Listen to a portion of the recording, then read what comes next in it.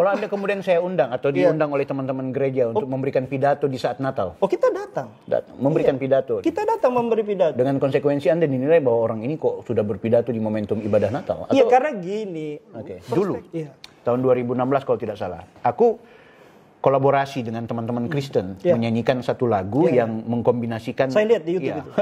Mengkombinasikan lagu itu offside, betul. Itu offside. Makanya Dr. Arhanuddin jadi rektor IAIN Manado nih. Ya. Kemudian ada kelompok LGBT yang kebetulan pas posisinya atau dia berkomunitas di IAIN. Ya. Kita beri ruang. Silakan saja. Apa bedanya dengan lembaga kemahasiswaan yang lain?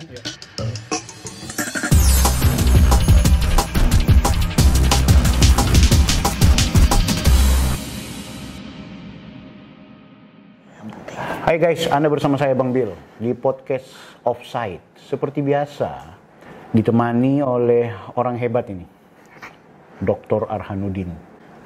Kare badai. Alhamdulillah. Makassar. Baik. Makassar atau? Saya itu sebenarnya sekarang sudah tidak menganggap Makassar lagi. Oh gitu. Saya sudah orang Manado. Dari Makassar. Oh, aku suka bahasa ini. Jadi memang sudah selesai. Saya mungkin berkalam tanah di sini. Aku ingat teman-teman tuh sering bilang kayak gini, di Manado itu orang Makassar datang ke Manado maka dia akan jadi Manado. Orang Bugis, orang Jawa, bahkan orang Jerman sekalipun kalau udah datang ke Manado maka dia jadi Manado. Tidak seperti di beberapa daerah lain orang yang kemudian identitas kebudayaannya berbeda itu lebih menonjolkan kesukuannya. Ya kan? Jadi aku suka. Kalau saya ya sudah Manado. Dosen IAIN Manado. Dosen IAIN Manado. Ketua LP2M. Apa itu LP2M? Lembaga Penelitian dan Pengabdian Masyarakat. Keren. Dan sekarang belum lama ini dilantik sebagai Ketua Lakspesdam NU Kota Manado. Alhamdulillah. Apa itu Lakspesdam? Lembaga Kajian dan Pengembangan Sumber Daya Pokoknya Manusia. jadi ketua di mana-mana. Ketua lembaga-lembaga pengajian. Belum jadi ketua takmir. Oh sudah juga jadi? Belum. Saya tidak mau. Background kita apa? Saya itu latar belakang ini pendidikan sebenarnya. Di dunia akademik, pendidikan? Iya, pendidikan. Ke manajemennya atau ilmu pendidikannya? Ke pemikiran pendidikan Islamnya sebenarnya. Keren. S1 gimana kan? S1 Makassar, S2 Makassar, S3 di UIN, Syarif Hidayatullah Jakarta.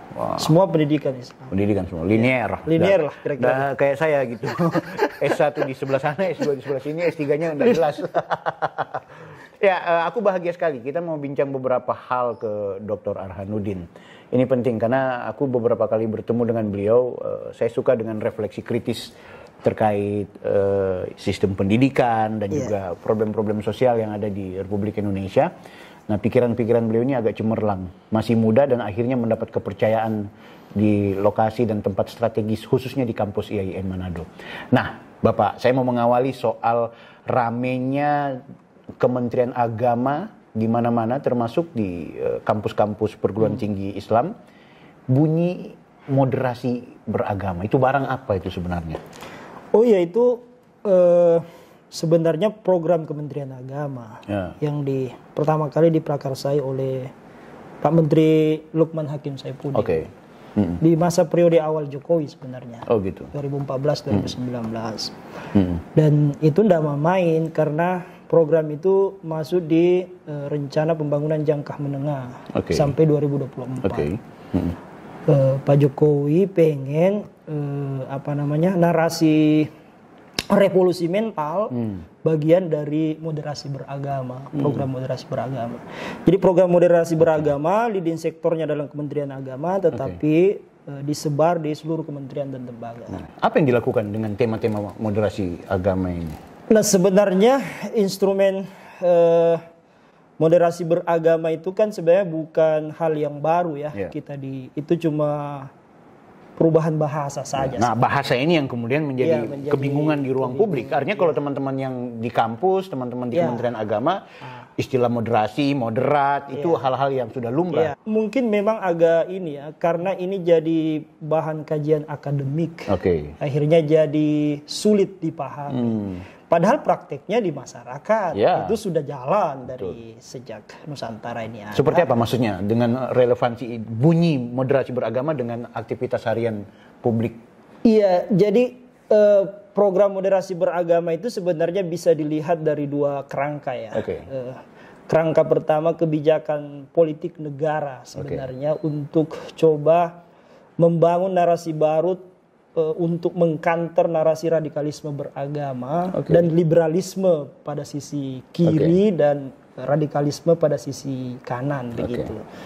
Jadi itu bagian dari politik kenegaraan sebenarnya menjadi kebijakan. Lalu diperkuat dengan analisis akademik yang tentu kalau analisis akademik pada perspektif epistemologinya, aksiologinya dan lain sebagainya dan itu ditafsirkan sesuai keilmuan masing-masing begitu.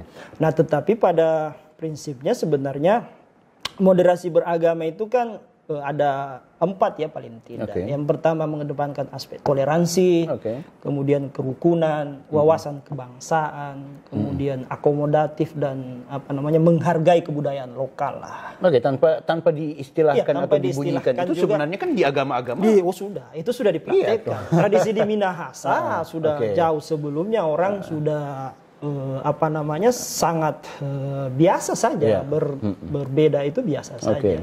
Nah, karena ini menjadi kebijakan politik akhirnya jadi program. Karena memang sejak keran demokrasi di Republik Indonesia tahun 90-an itu 98 utamanya itu dibuka lebar-lebar, kita tahu ada yang namanya transnasionalisme ideologi kan, artinya ya itu tadi yang kita bilang ada yang dari barat, ada yang dari Timur Tengah gitu kan, yang satu kepingin membebas-bebaskan, yang satu ingin menyempit-nyempitkan gitu. Jadi moderasi beragama di sini mencoba untuk mengambil jalan tengah. Mengambil jalan tengah. Sebenarnya ya konsep dasar itu Islam wasatiyah ya. Islam Indonesia sebenarnya Islam pertengahan yang tentu tidak berat sebelah, tidak berat berat ke kiri atau ke kanan. Karena terakhir-terakhir ini kan sebelum ada radikalisme beragama ini yang mencengangkan itu kan sebenarnya liberalisme ya. Iya betul. Itu juga cukup merepotkan. Itu repotkan juga itu. Setelah meredup, misalnya jaringan Islam liberal sudah tidak lagi ini karena mungkin fundingnya sudah ada ini muncul lagi nih dari ya kita tahu lah model-modelnya yang begitu muncul lagi nih model yang radikalisme agama yang tentu perspektif sangat tekstual. Cenderung menghalang-halangi kebudayaan lokal, membentur-benturkan antara negara dengan agama. Nah, ini jadi problem juga. Anda tetap melihat bahwa baik yang kiri dan kanan ini punya founding? Oh jelas. Jelas ya? Iya. Itu dia tidak murni berangkat dari kegelisahan kelompoknya yang... Ya bahwa itu bagian dari kegelisahan akademik, karena perdebatan liberalisme itu kan perdebatan akademik yang kemudian menjadi pola kerja pasar. Betul. Sama juga dengan radikalisme. Dulu kan bukan radikalisme tapi fundamentalisme agama kan di tahun 2000-an itu. Ya saya tahu betul itu karena bagian ketika jadi mahasiswa memperdebatkan itu dengan teman-teman Hizbut Tahrir. Dengan gema pembebasan dulu, berhadapan dengan teman-teman GMNI. Anda pernah dikafirkan berarti? Oh jelas. Apa pikirannya Pak Arhanuddin sampai kemudian mendapat stigma negatif dari kelompok-kelompok kanan itu? Iya, karena kita dianggap membaca agama ini tidak pakai instrumen Al-Quran dan hadis. Menurut mereka? Menurut mereka. Apa memang demikian? Ya enggak juga. Instrumen apa yang dipakai sampai mereka mengklaim bahwa Anda ini sesat dan atau kafir atau seperti apa? Karena menurut mereka Al-Quran itu tidak boleh dikontekstualisasi. Dia harus satu tafsiran sesuai yang ditafsirkan oleh Nabi. Kembali kepada Al-Quran dan hadis. Padahal menurut saya dalam konteks itu itu mungkin karena pengetahuannya masih sampai di situ. Dia tidak membaca hal-hal yang... Jangan lupa bahwa Al-Quran atau Islam Al-Quran itu kan sistem nilai yang semua orang bisa memahaminya seperti apa. Dan sesuai ruang dan waktu. Solih likulli zaman. Solih likulli zaman. Saya kalau ngomong sama orang ini akhirnya seolah-olah saya mencoba untuk menjadi presenter gitu. Tapi karena ini orangnya mancing kayaknya ada sesekali saya butuh mengekspresikan pikiran-pikiran selama ini gitu. Karena memang jujur moderasi beragama atau teman-teman yang kemarin istilah Islam liberal, Islam radikal atau Tapi aku suka Ahmad Baso tuh dia bilang sebenarnya yang radikalisme itu bukan cuma liberalismenya saja. Iya. Kan bukan cuma kelompok fundamentalis itu. Karena liberalisme juga radikal. Radikal, gitu. iya. Jadi dia radikal ke kanan, dia radikal ke kiri gitu. Betul, sepakat. Jadi gitu. Jadi istilah walaupun pendefinisian ini banyak kritik. Iya, banyak kritik. Karena kenapa harus dibunyi-bunyikan seperti itu? Iya. Biarkan saja dia mengalir dengan Iya. akhirnya seperti Kang Jalal dia bilang ini ada Islam alternatif. Islam, iya. Kita sendiri sebenarnya kalau diberikan kesempatan untuk mengeksplorasi Islam di ruang publik, Islam seperti apa yang Pak Arhanuddin ingin share? Iya, saya itu meyakini Islam itu sistem nilai. Oke. Dia bukan produk jadi begitu. Oke. Jadi dia bukan template yang bisa dipasang mengikuti template-nya. Yeah. Dia butuh dikontekstualisasi. Wow. Jadi ajaran-ajaran fikih abad pertengahan misalnya itu perlu dikontekstualisasi. Kontekstualisasi itu kan bukan menghilangkan substansi sebenarnya, tetapi bicara di aspek metodologinya. Nah, itu yang menurut saya perlu dipahami. Untuk sampai ke aspek metodologi tentu aspek-aspek dasar perlu dikuasai. Kalau dalam filsafat itu orang tidak kuasai ontologi. Kewalahan dia ketika mau mengembangkan secara epistemologis, apalagi ke aksiologinya. Itu pasti. Nah, dalam Islam itu sendiri yang Anda maksud konteks dasarnya apa? Iya, minimal memahami aspek-aspek dasar ajaran Al-Quran dan Sunnah. Minimal harus hafal sedikit lah hadis-hadis Nabi. Kan banyak orang juga yang kontekstual tapi banyak juga kan orang yang banyak menghafal. Tapi bermasalah karena tidak mampu merelevansikan ayat atau hadis yang dia baca itu. Nah, itu memang perlu bacaan pendamping. Iya, betul. Butuh bacaan pendamping. Saya suka dengan bahasa bacaan pendamping. Ini penting butuh gitu. Itu. Membaca hadis tanpa pembacaan pendamping akan jadi tekstual. Bahwa orang yang lebih mengedepankan bacaan pendamping tanpa ada dasar ontologi yang kuat, teks-teks klasik, jadi liberal pasti. Oh, betul. Sekarang begini, aku mau lebih spesifik. Nah, bagaimana supaya kita tidak terjebak di liberalisme agama dan juga radikalisme beragama atau fundamentalisme itu tadi lah. Kemudian kita berada di ruang yang tengah. Namun sebenarnya juga banyak orang yang mengklaim mereka yang dirinya berada di posisi tengah, kadang-kadang oleh kelompok-kelompok tertentu juga dianggap wah itu juga itu masuk kategori liberal. Misalnya orang-orang yang mengkampanyekan bunyi-bunyi tentang moderasi beragama ternyata juga bagi mereka mengucapkan selamat Natal itu sesuatu yang biasa, ya kan? Nah, sementara bagi kelompok tertentu itu liberal itu, ya kan? Atau berjumpa dengan kelompok yang berbeda agama dalam konteks muamalah itu hal-hal yang biasa. Atau ada batasan-batasan?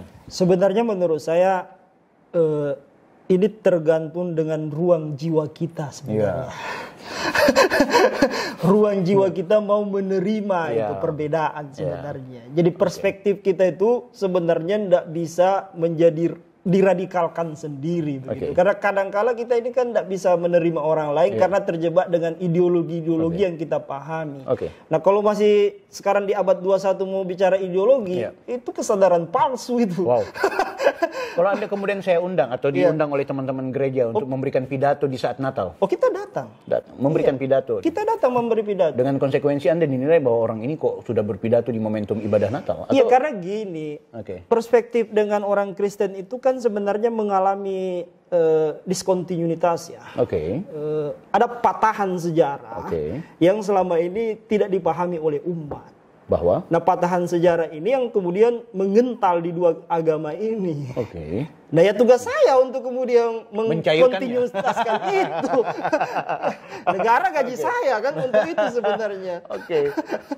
Tapi itu tadi Anda menggunakan instrumen sebagai orang yang bagian dari apa ya?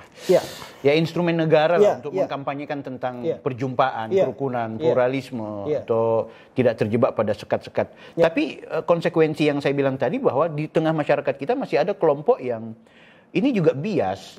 Dia bisa menyatakan, aku mau terus terang ya. Dulu tahun 2016 kalau tidak salah, aku kolaborasi dengan teman-teman Kristen menyanyikan satu lagu yang mengkombinasikan. Saya lihat di YouTube itu. Mengkombinasikan lagu itu offside, betul. Itu offside. Makanya saya butuh keterangan offside-nya di sini. Mengkombinasikan lagu Natal dan juga lagu kasidah, ya kan? Nah, bagi banyak kalangan termasuk waktu itu saya masih aktif di kampus IAIN sebagai pengajar atau istilah apalah. itu dibully habis-habisan, dihajar habis-habisan dan dianggap yaitu offside dan kebablasan. Walaupun aku punya pandangan ya Pak Arhan, nanti tolong dirapihkan pandangan saya. Saya menganggap bahwa agama itu ada yang mahda dan ada yang muamalah. Selama dia bukan prinsip, ya kan, maka bagi saya biarkan dia sifatnya mencair. Seperti tadi, kan juga lagu kasidah dan juga lagunya Natal kan bukan diciptakan oleh maaf Yesus, bukan diciptakan oleh Nabi Muhammad, tapi itu adalah kreasi dari orang-orang yang mencintai keduanya, kemudian membuat karya seni.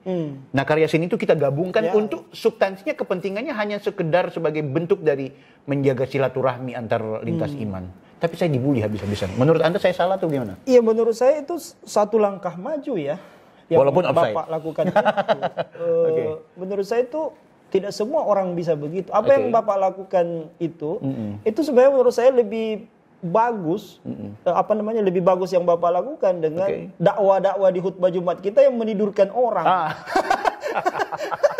Saya ada teman yang bilang saya tidak mau sholat Jumat. Kenapa? Selama sholat Jumat tidak dialogis. Apa maksudmu? Karena saya tidur kalau khutbah. Iya, bagi orang yang mungkin tidak dapat tidur ya pergi aja khutbah, pasti tidur itu. Ya karena tidak memancing ide, tidak membuka ruang hati. Bayangkan kalau hatinya hanya membaca, itu pun di copy paste dari internet. Itu tidak ada gunanya sama sekali. Dan menurut saya itu membuang-buang kas masjid. Karena harus bayar ke khutbah. Bayar kan. Aduh. Implikasinya apa sih sebenarnya? Apakah kita semakin soleh ketika setelah salat Jumat itu mendengarkan? Itu kan enggak juga. Nah, apa yang Bapak lakukan itu menurut saya itu bagian dari instrumen lewat jalur seni ya. Seni itu universal. Seni itu enggak ada agamanya kan? Tidak ada. Seni itu jangan dilihat kalau agama ya klaim tentu benar atau salah. Lah seni enggak. Semua bisa orang masuk di mana saja begitu. Dan saya kira itu dan memang tidak semua juga harus dipaksakan. Model seperti Bung Taufik lakukan itu ya hanya orang-orang tertentu saja menurut saya. Karena kalau semua juga ini kan ya kecenderungan kita ini kan beda-beda. Tidak semua kan harus kita dakwah juga kan ada bil lisan, ada bil hal, ya kan ada bil hikmah. Iya, bil hikmah kan. Aku pikir ini keren nih pembicaraan karena memang saya berhadapan dengan orang yang Bapak mancing-mancing jadi agak serius soalnya gitu.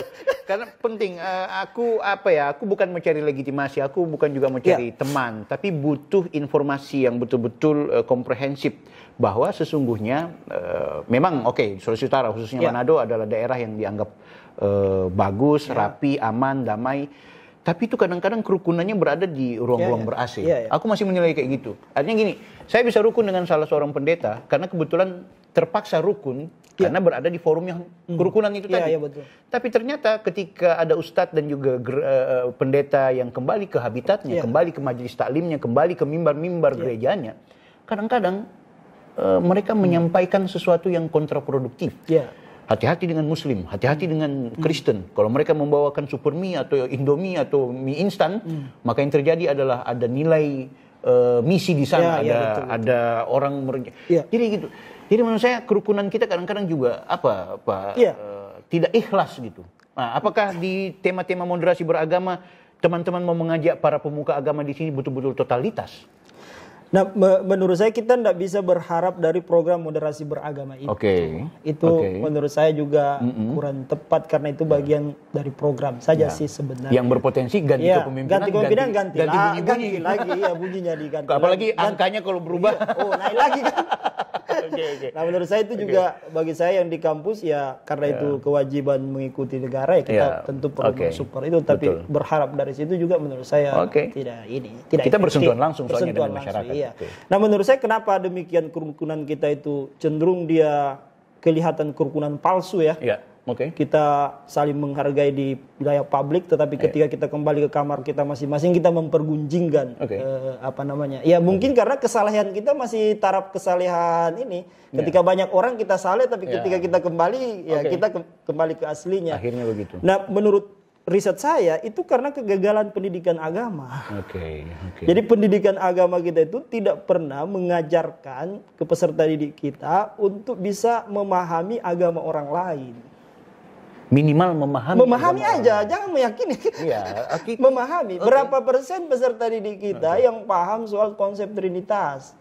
Kan dipahaminya itu Tuhan-Tuhan palsu. Tapi faktanya orang tua agak takut kalau anaknya kemudian jangankan memahami atau mempelajari, melihat simbol-simbol agama lain. Itu kadang-kadang, ya awas hati-hati, itu ada barang-barang model begitu. Ya itu karena diperparah khutbah-khutbah Jumat kita. Media mainstream yang dipahami oleh umat kita tidak bergeser juga paradigmanya. Masih paradigma tekstual, cenderung menganggap pemahaman agamanya yang paling benar, yang lain salah. Jadi belum bergeser. Juga di sistem pendidikan kita juga tidak memberi ruang-ruang itu. Dan menurut saya itu akan berbahaya ke depan, terutama kita di Sulawesi Utara ini. Saya mungkin bisa memprediksi 10-20 tahun ke depan kalau ini tidak digarap dengan bagus, muncul generasi-generasi baru yang hitam putih. Selesai ini bisa. Ini warning. Aku anggap teman-teman di Manado harus seriusin. Seriusin. Nah, saya coba membuka ruang itu. Saya minta teman yang di STF Pineleng untuk melibatkan saya ngajar Islamologi. Jadi calon-calon pendeta pastor yang ada di sana itu saya kasih kesempatan 1 semester untuk ngajar dia soal konsep Islam supaya mereka tidak salah paham. Menjelaskan kenapa Muslim harus berjilbab, kenapa mengharamkan babi, kenapa mengharamkan anjing misalnya. Ya saya jelaskan lewat pendekatan akademik dan mereka terima. Termasuk mengklarifikasi ke mereka bahwa adanya kelompok-kelompok juga radikal, yang tidak tunggal teroris. Iya, saya jelaskan soal skema terorisme masuk di Indonesia dengan varian Islamnya. Saya jelaskan. Itu kita pertemuan selama 16 kali pertemuan di gereja di kampus STF Pineleng ya.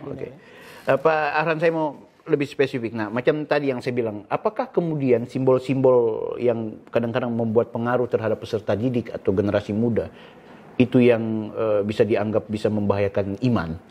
Nah, maksudku gini, ada nggak penelitian bahwa berdekatan dengan kelompok yang berbeda, bahkan mempelajari ajaran agama kelompok tertentu, maka secara ideologi akan terjadi perubahan karakter dari orang yang punya beda? Disertasi saya membuktikan itu. Boleh dijelaskan spesifikasinya? Bahwa orang yang belajar agama orang lain itu tidak akan mempengaruhi keyakinannya. Malah menambah keyakinan dia di agama awalnya. Kenapa? Karena ketika terjadi dialektika, kita tidak mungkin mempermalukan agama kita. Kita harus belajar dengan bagus supaya bisa menjawab pertanyaan yang berbeda agama. Jadi, tidak ada. Apalagi soal simbol-simbol. Tidak. Iman itu tidak bisa dipengaruhi oleh simbol. Memangnya ini lapar. Iman itu kan bukan lapar. Kalau lapar kan harus makan. Iya kan? Sedarurat apapun. Kalau tidak ada nasi goreng ya ada kan. Jadi tidak boleh, tidak bisa. Kalau iman ya bukan rasa lapar iman itu. Jadi tidak ada buktinya itu bahwa orang yang belajar agama lain lalu kemudian dia berubah menjadi agama lain. Itu belajar, bergaul tidak ada itu. Akrab. Bahkan termasuk ada yang pasangan suami istri beda agama tidak merubah juga. Padahal kalau bicara cinta kan biasanya orang kalau totalitas cinta kalau sudah dengan pasangan suami istri kan tidak ada lagi kan. Nah, tetap bertahan, imannya tetap bertahan. Nah, menurut saya itu luar biasa. Anda termasuk orang yang mendukung dengan perbedaan lintas iman? Maksud saya pernikahan lintas menurut agama. saya perkawinan lintas iman itu instrumen untuk memecahkan patahan tradisi dua agama besar Samawi ini menurut saya. Ya meskipun pada prinsipnya ada yang kemudian gagal itu soal lain. Soal lain. Karena orang yang satu ideologi. Kadang-kadang itu soal lain. Tapi bagian dari instrumen untuk kemudian merekatkan kembali dan saya kira Minahasa itu berhasil. Tapi bagaimana dengan regulasi formal yang ada di negara dan juga agama yang sebenarnya juga masih bentuk? Nah kalau sekarang kan sudah difasilitasi oleh negara kan? Di catatan sipil gitu. Teman saya di Jakarta ada yang menjadi penghulu mengkawin. Sekarang sudah 1000-an lebih dia nikahkan beda agama. Ahmad Nurholis dan kawan-kawan. Sudah. Itu udah lama. Proyek di Paramadina awal kan itu sebenarnya. Dan ya itu cukup membantu menurut saya. Artinya itu bagian dari cara untuk menjadi instrumen buat. Cara sebenarnya. Dilihat itu saja ya, diambil nilai positifnya. Dari positifnya saja sih sebenarnya menurut saya. Dan yang paling utama di sini ternyata bahkan di pernikahan pun tidak mengubah iman seseorang terhadap ajaran yang selama ini. Apalagi kalau cuma mau datang di gereja, Satu. Nggak ada itu. Itu rumahku, Bapak. Iya. Ini rumah saya. Di depannya teman-teman Iya, Gemim. tahu Toh. saya, iya. Di sebelah kanannya itu almarhum Ketua Muhammadiyah Iya. Sulut. Iya. Di sebelah kanannya, sebelah kiri itu gereja Pantekosta. Iya. Hari-hari setiap hari Minggu saya dengar musik. Di belakang teman-teman Advent. Di lorong sebelah itu ada Ketua SI Sulawesi Utara. Iya. Artinya gado-gado semua Iya. di situ sudah. Iya. Baru di rumah kami kadang-kadang jadi NU, kadang-kadang Oh, jadi iya, sama bahkan juga. orang Syiah, orang Kristen itu datang ke rumah kan sama. gitu. Artinya tidak mengubah. Nggak ada, Pak. Saya di mobil kalau mutar radio, saya kan suka putar radio FM, itu kan semua Oke. lagu rohani. Oke. Ya, saya dengarkan aja. Oke. Nggak ada masalah. Bahkan mau menambah keimanan saya kepada Muhammad. Iya, Masya Allah. Dengan mendengarkan itu kan. Aku Jadi suka. kadang kala kita itu memang butuh varian luar untuk kemudian meningkatkan secara internal. Kan gini, kita itu tuh kadang kala butuh refreshing lah. Ya, betul. Kalau kita jenuh mungkin kita ke Bali atau mungkin kita ke New York. Setelah itu kan kembali lagi. Kita nggak tinggal di sana kan. Iya. Kan logika sederhananya begitu. Betul, Iman betul. juga itu begitu sebenarnya. Kita butuh varian lain. Ya, Cuma oke. mungkin ada orang yang terlalu takut lah. Nggak usah takut. Nah, bagi Anda sendiri batasannya seperti apa? Ya batasannya itu adalah selama keyakinan kita tetap, misalnya sebagai seorang muslim ya tauhid tentu menjadi Oke. alat pembenar. Oke. Iya, bahwa kita bergaul dengan orang lain, kita memahami orang lain, itu bagian dari pengayaan wawasan untuk kemudian nalar sosial kita bisa muncul dari situ. Iya. Kenapa nalar sosial kita menjadi kaku? Ya karena identifikasi teologis kita terlalu ketat sekali. Ketat sekali. Offside betul-betul. Ketat sekali. Tapi kita pertanggungjawabkan bahwa ini ilmiah, ini bisa dibuktikan dan kita bukan sedang memperkeruh suasana, tapi beginilah yang sepantasnya untuk kita Iya, lakukan. harusnya begitu. Dan kampus tidak boleh diam dong. Kampus harus Menurut saya kampus harus menjadi lokomotif. Yes. Kalau kampus berhenti memperbincangkan ini, kampus ini jadi pengajian saja. Oke. Jadi majelis taklim. Berhenti. Banyak negara ini banyak uang yang dimasukkan Dan di kalau sini. jadi majelis taklim biar saya rektornya. Nah, itu. Berhenti. Jadi menurut Nah, kalau moderasi beragama di kampus IAIN, itu pembahasannya sampai ke soal identitas nggak? Identitas seperti orientasi seks, LGBT, dibahas nggak? saya kira belum sampai ke sana ya. Masih ke kerukunan? Masih kerukunan dan toleransi beragama serta penghargaan terhadap tradisi lokal sih sebenarnya. Belum sampai ke orientasi dan identitas seksual tertentu. Tapi Pak Arhanuddin sendiri LGBT gimana? Ya kalau menurut saya LGBT itu fenomena sosial ya yang tidak bisa diabaikan begitu saja. Dia perlu diberi ruang untuk diperbincangkan dan ya pelan-pelan bagi kita ini yang tidak suka memahami itulah. Jadi kalau saya secara pribadi dan mungkin secara akademik ya itu kan hal yang lumrah saja sih sebenarnya, karena orientasi seksual itu tidak ada yang bisa memprediksi, Pak. Kita mau suka apa ya mungkin karena Kita nggak penting lagi bicara soal dalam konteks agama. Oh enggak, apa, gitu sudah. ya. Jadi tapi dia sebagai eksistensi. iya, saya itu udah selesai. Kalau soal teologisnya menurut saya sudah selesai itu. Selesai di sini apa maksud Anda? Ya maksudnya tidak perlu lagi diperbincangkan ini haram atau halal. Oh, gitu. Jadi ya kalau di situ ya kembali ke ya tidak ada gunanya ulama-ulama kita dulu itu memperbincangkan itu. Jadi menurut saya ya sekarang ini bagi saya ya penting untuk memberi ruang kepada mereka supaya tidak dikebiri. Dan saya kira kampus sebagai ruang akademik, ruang yang netral dari kepentingan apapun, itu memberi ruang kepada mereka. Anda akan lakukan itu? Ya kalau saya beri ruang. Dr. Arhanuddin jadi rektor IAIN Manado nih. Ya. Kemudian ada kelompok LGBT yang kebetulan pas posisinya atau dia berkomunitas di IAIN. Ya. Kita beri ruang. Silakan saja. Apa bedanya dengan lembaga kemahasiswaan yang lain? Jadi seperti itu yang saya bilang. Misalnya ada PMI komisariat IAIN, HMI komisariat IAIN. Iya, kita ada kelompok LGBT Komsat IAIN. Ya, silakan saja. Silakan saja. Kita Anda beri. khawatir dengan ruang publik akan menilai kampus Anda? Nggak, masalahnya itu kita yang harus menciptakan ruang publik sesungguhnya.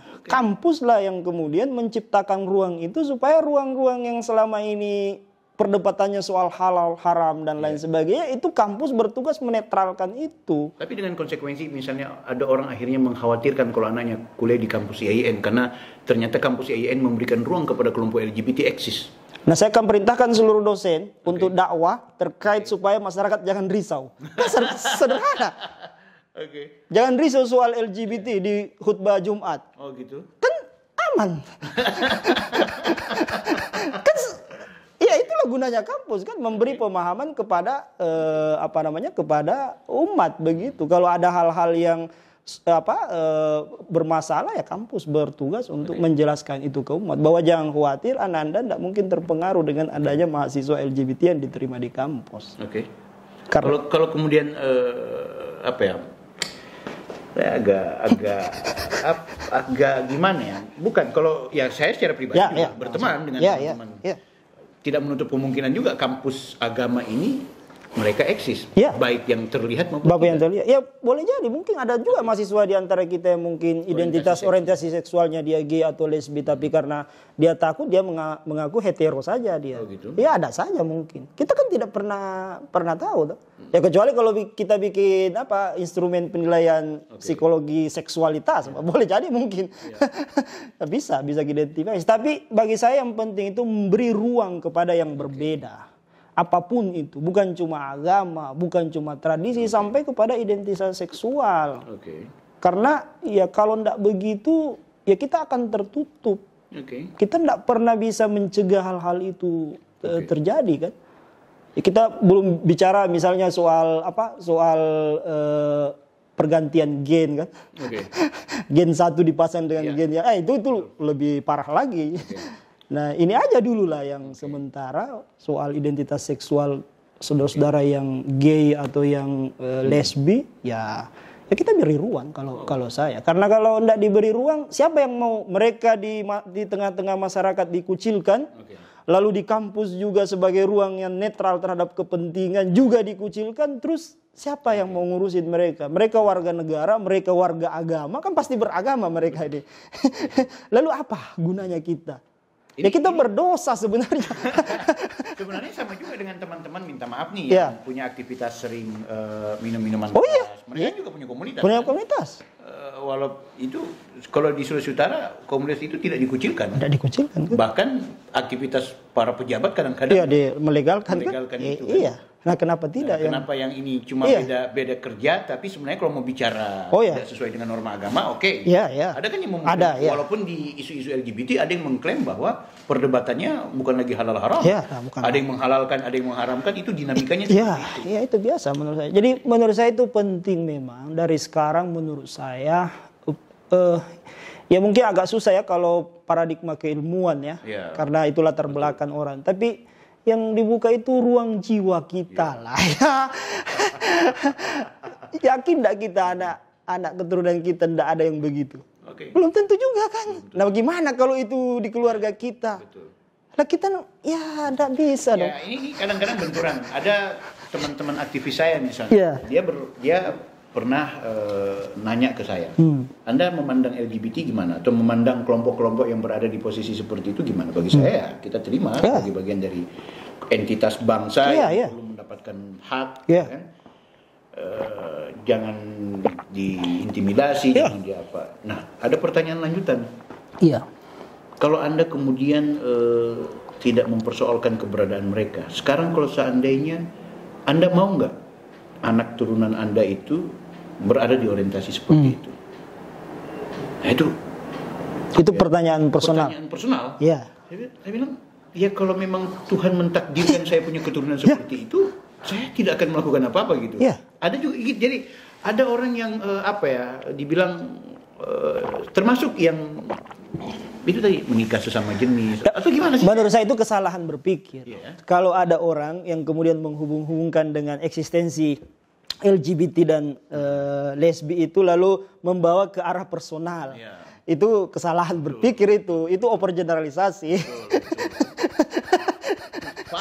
Falasi itu, overgeneralisasi itu. Tidak boleh begitu. Dan itu membunuh karakter. Tidak bisa itu, tidak bisa. Artinya kalau realitas, dan itu nggak perlu dijawab. Tidak perlu dijawab, kan belum tentu terjadi juga.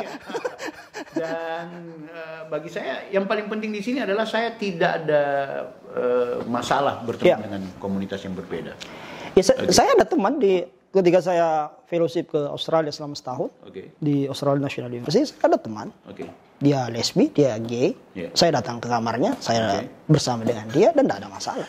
Dia menyampaikan identitas seksualnya, ya saya terima itu sebagai bagian dari keragaman. Ya dia menghargai saya hetero dan kita tidak saling mengganggu secara seksual.